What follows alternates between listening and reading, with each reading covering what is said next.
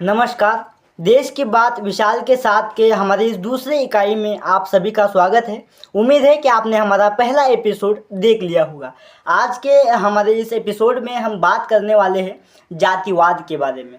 हमेशा से जो इंटेलेक्चुअल लोग रहे हैं हमारे देश के, जो यूनिवर्सिटीज़ के अंदर पढ़ रहे स्टूडेंट्स हो, प्रोफेसर्स हो, जो समझदारी के एक तल पर पहुंच गए हैं, वो सब लोग जातिवाद को ख़त्म करने की बात करते हैं। वो सब लोग जातिवाद समाज की एक बुरी कल्पना है, बुरी स्थिति है, उसको निर्मूलन की बात करते हैं। लेकिन आज तक भी ये जातिवाद गया क्यों नहीं, इस पर भी हम बात करेंगे। और इसके वजह से आज युवाओं में जो रिजर्वेशन को लेकर के मिस इन्फॉर्मेशन फैला हुआ है, जो रिजर्वेशन के ऊपर देश में पॉलिटिक्स राजनीति हो रही है। आज के समय में जातिगत जनगणना जो बोला जा रहा है, वो जातिगत जनगणना सही है या गलत है, इन चीज़ों पर बात करेंगे। तो आप सभी लोग हमारे इस महत्वपूर्ण पहल को पर ज़रूर सुनिए। हम बात करने जा रहे हैं। सबसे पहले हम इस बात को सोचने की, समझने की कोशिश करते हैं कि जातिवाद है क्या, किसे जातिवादी कहा जा सकता है। जातिवाद वो है जो अपनी जाति को लेकर, अपने कुल को लेकर बहुत ही अहंकारित है, जो दूसरे को कमज़ोर समझता है, दूसरे को कम मानता है, और इकोनॉमिक लेवल पर, एजुकेशन लेवल पर जो उनको हानि हो चुकी है। मैं एक एग्जांपल के साथ, उदाहरण के साथ हम चीज़ें बोलेंगे, उसके साथ बातों में जो चीज़ें निकलती चली जाएगी उससे हम आगे चीज़ें बढ़ाते चले जाएंगे। हमारे देश के उद्योगपति अंबानी जी हैं, उनके पुत्र जो भी है, उनके जो बेटे हैं अनंत अंबानी, उन्होंने ऐसा क्या किया था कि उन्होंने जो पैदा हुए थे वो डायरेक्ट करोड़पति हो गए। और हम गरीब लोग जो गांव में हैं, दलित लोग, आदिवासी लोग, हमने माफ़ कीजिएगा, हमने ऐसा क्या किया था कि हम गरीब हो गए। उन्होंने ऐसा क्या किया था कि उन्हें बेस्ट स्कूल में बेस्ट पढ़ाई मिली, और हमने ऐसा क्या किया था कि हमें अच्छी पढ़ाई नहीं मिल पाई, हम अच्छे से पढ़ नहीं पाए। और उसको, उनका जो आरक्षण मिल ही चुका ना सर। अंबानी जी के सुपुत्र ने ऐसा कुछ खास चीज़ नहीं की थी, लेकिन उनको आरक्षण मिला कि वो डायरेक्ट करोड़पति, क्योंकि उनके पिताजी करोड़पति थे। जब हमारे देश में न्याय की बात हुई, और जब सामाजिक न्याय की हम बात करते हैं, तो सामाजिक न्याय में क्या चीज़ें आती है? सामाजिक न्याय में चीज़ें आती है कि व्यक्ति उसके मेरिट के आधार पर, व्यक्ति उसके कौशल के आधार पर, उसके काम के आधार पर आगे बढ़ना चाहिए। किसी के प्रभाव से या फिर किसी के मेरिट के आगे बढ़े, इसके लिए। और जो समाज में कमज़ोर लोग हैं, जो फाइनेंशियल, इकोनॉमिक और एजुकेशन के लेवल पर कमज़ोर रह चुके हैं, उनको मेन लाइन में लाने के लिए रिजर्वेशन जो हमारे देश में दिया जाता है, ये सब चीज़ें हैं। इसीलिए अगर व्यक्ति, अगर उसकी जन्म कहीं भी हुआ हो, किसी भी परिवार में हुआ हो, उसको समान मौके मिले उसको समान मौके मिले, उसको समान अपॉर्चुनिटीज़ मिले, उसके लिए लड़ना ये बहुत ज़रूरी है। और जातिवाद खराब है, जातिवाद गलत है, हर इंटेलेक्चुअल बोलता है। और जो भी बहस, जो भी तर्क जातिगत चीज़ों को लेकर आया, उस तर्क को कट करने की, उस तर्क को खारिज करने की हमारे पास उतनी चेतना आ चुकी है, मुझे लगता है। और हम, ये जो पीढ़ी है इस समय की, हम पीढ़ी अगर एजुकेशन पर ज़्यादा जोर देंगे तो शायद हम जातिवाद को ख़त्म भी कर सकते। और जातिवाद का मतलब कुछ लोग बोलते हैं, तो फिर वो लोग भी तो गर्व का, तुम भी तो जातिवाद ही करोगे। अगर तुम कह रहे हो कि खास इन्हीं लोगों के लिए कुछ ज़्यादा होना चाहिए, तो तुम भी तो जातिवाद ही कर रहे हो सर। जातिवाद करना का, हमने जातिवाद को किस तरह से देखना है और किस तरह से हमारा आकलन है, ये समझना बहुत ज़रूरी है। कोई व्यक्ति है जो कमज़ोर है, कोई समाज है, समाज का हमारा कोई हिस्सा है जो कमज़ोर है, जो कि उनकी वजह से नहीं, उनके पिताजी ने ऐसी कौन सी गलती की थी? समाज के जो दबंग थे, उन्होंने ज़मीन पर हक जताया। समाज के जो दबंग थे, जो समाज के अपने आप को बड़े मानते थे, वो लोग ज़मीन हो, अलग अलग तौर पर जो प्राइड का मामला है वो उन्होंने स्थापित किया।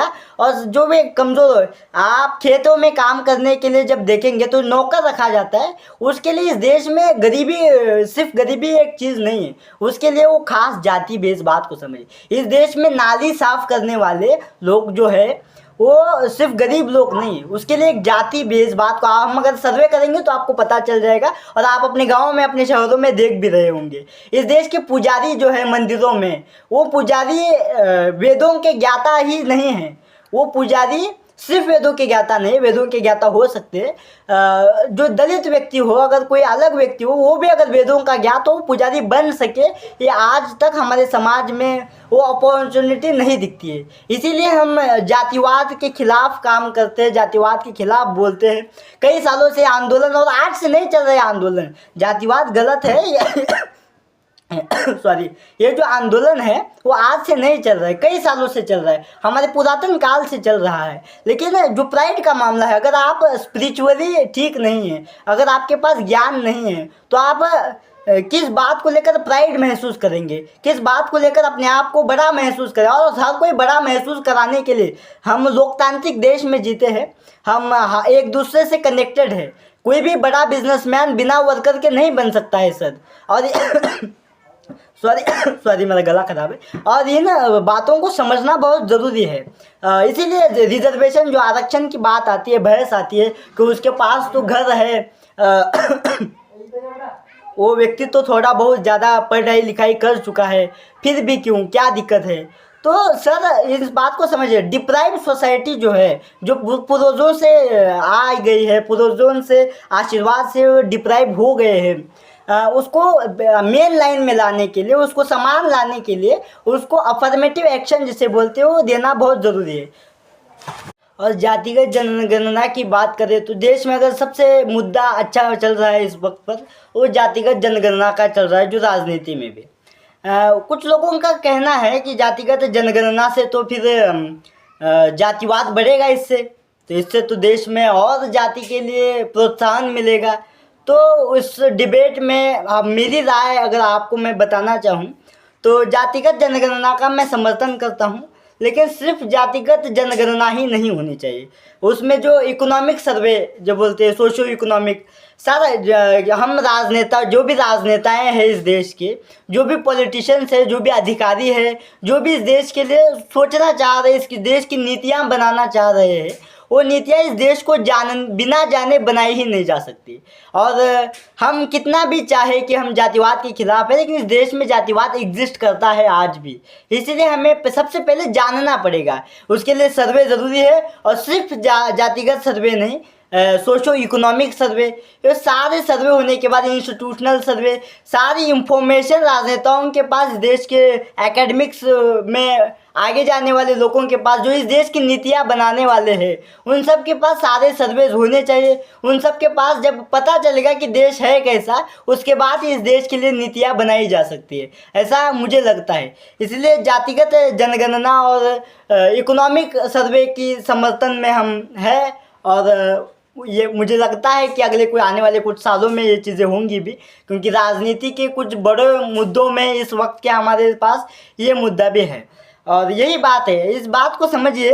और आज के जितने भी हमारे वर्ग के युवा लोग हैं, उन सबको ये चीज़ें समझनी पड़ेगी कि हमें आरक्षण देना है। आरक्षण का मतलब ये नहीं कि किसी को हम दे रहे हैं, इसका ये मतलब है कि उसको लाइन में हम ला रहे हैं। हम समानता पर भरोसा करते हैं, अगर हम बंधुता पर भरोसा करते हैं, अगर हमें सच में मालूम है प्रगति क्या होती है, अगर हमें सच में मालूम है समाज क्या होता है, समाजवाद क्या होता है, इक्वेलिटी क्या होती है, ये जो मुद्दे हैं, ये जो चीज़ें हैं, ये जो कॉन्सेप्ट्स है समाज को लेकर के, इन पर हमें सोचने की बहुत ज़रूरत है। अगर हम समाज में जो ये कॉन्सेप्ट्स है इनको समझना ही नहीं चाहते हैं, और अपने पूर्वानुमान से, अगर हम अपने पूर्वानुमान से, पूर्वाग्रह से किसी पर भी जजमेंट दे देंगे, ये गलत है, ये सही है, तो बहुत गलत हो जाता है। इसीलिए जितने भी हमारे युवा साथी हैं, उन सभी से मैं अपील करता हूँ कि आप सब लोग पढ़िए, जानिए इस देश को, इस समाज को, हमारे इतिहास को। जब हम जानेंगे और इस देश के मर्म तक आप पहुँचेंगे, जब आप पढ़ाई करेंगे, तो आपको पता चलेगा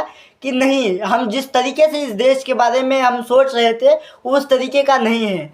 मतलब आप समझिए, गर्व की बात जो होती है ना सर, हर पॉलिटिशियन, हर वक्त के लोग, प्राइड का जो मामला है, हम अक्सर हम चाहते हैं, हम भी चाहते ही है कि हम सब अपने आप को बड़ा बनाना चाहते हैं। लेकिन बड़ा कैसे बनाना चाहते हैं? क्या बड़ा बनाने का हमारे हमारे बड़ा बनने में हमारा कौशल काम कर रहा है, हमारी स्किल काम कर रही है, या फिर कोई जातिगत ठप्पा है, उस ठप्पे से हम आगे बढ़ना चाहते हैं? ये भी तो बात है। अगर हमें सच में समाज में, इस देश में आगे बढ़ता हुआ दिखना है, तो हमें हमारे काम से, हमारे वर्क से आगे बढ़ते हुए दिखना चाहिए, ना कि किसी थप्पे से जो थप्पा लगाया दिया गया है इसलिए तुम बड़े हो तुम छोटे हो। इसीलिए जातिवाद का विरोध करने के लिए, इस देश में इक्वेलिटी को कायम करने के लिए, बंधुता, सहिष्णुता, ये जो सारी चीज़ें जो संविधान की परिकल्पना है, जो संविधान में जो लिखित चीज़ें, हमारी जो प्रस्तावना में लिखित चीज़ें कि समाजवाद, ये सारी चीज़ों को अमल में लाने के लिए ज़रूरी बात है। और इस वक्त पर हमारे पास कोई अच्छी किताब है जिससे ये देश चलेगा तो संविधान है। इसलिए संविधान को बहुत फैलाना पड़ेगा, और संविधान को फैलाने का मतलब उसको जीना पड़ेगा। जिस दिन हम इस संविधान के मर्म को समझेंगे और जीना शुरू कर देंगे, शायद हम इस देश में कुछ प्रगति ला पाएंगे, ऐसा मुझे लगता है। जितने भी लोग हमारे इस वीडियो को अब तक देख चुके हैं, सभी को धन्यवाद। आप हमारे चैनल को सब्सक्राइब कीजिए, इस वीडियो को लाइक कीजिए, और इंतज़ार कीजिए अगले एपिसोड का। अगले एपिसोड में अगले मुद्दे को लेकर हम बात करेंगे। लड़िए, हम जीतेंगे। धन्यवाद। Thank you very much.